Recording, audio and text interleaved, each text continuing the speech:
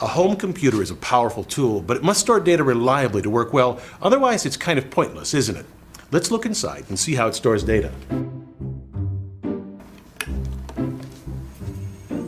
Look at that. It's marvelous. It's an ordinary hard drive, but its details, of course, are extraordinary. Now, I'm sure you know the essence of a hard drive. We store data on it in binary form, ones and zeros.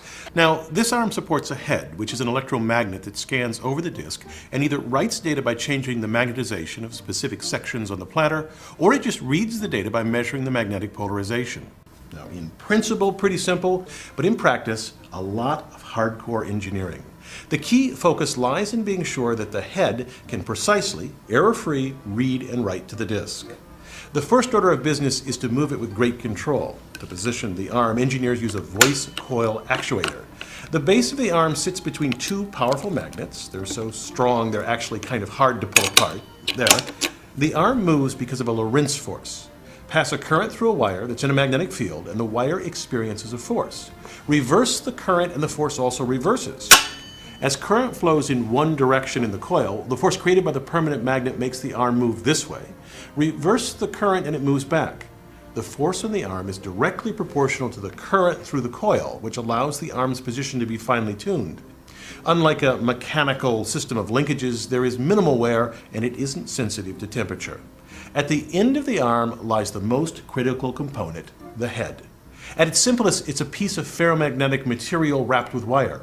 As it passes over the magnetized sections of the platter, it measures changes in the direction of the magnetic poles. Recall Faraday's law. A change in magnetization produces a voltage in a nearby coil.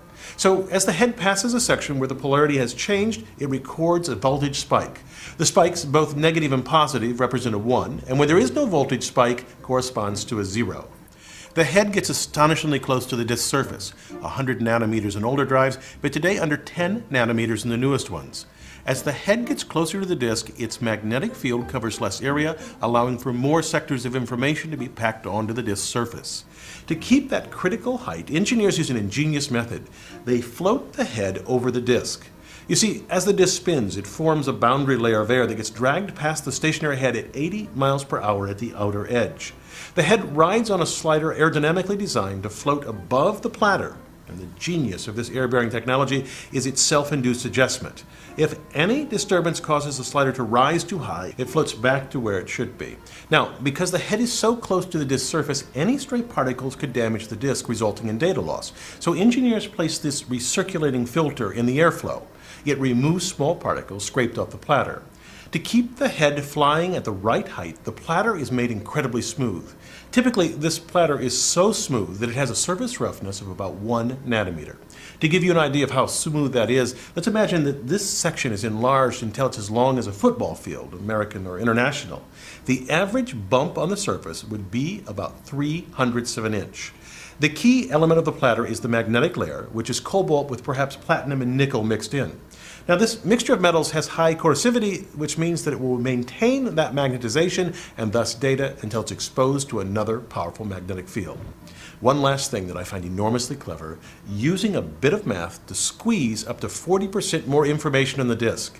Consider this sequence of magnetic poles on the disk surface, 0, 1, 0, 1, 1, 1. A scan by the head would reveal these distinct voltage spikes, both positive or negative for the ones. We would be easily able to distinguish it from, say, this similar sequence. If we compare them, they clearly differ. Engineers, though, always work to get more and more data onto a hard drive. One way to do this is to shrink the magnetic domains, but look what happens to the voltage spikes when we do this. For each sequence, the spikes of the ones now overlap and superimpose, giving fuzzy signals. In fact, the two sequences now look very similar. Using a technique called partial response maximum likelihood, engineers have developed sophisticated codes that can take a murky signal like this, generate the possible sequences that could make it up, and then choose the most probable. As with any successful technology, these hard drives remain unnoticed in our daily lives unless something goes wrong. I'm Bill Hammack, the Engineer Guy.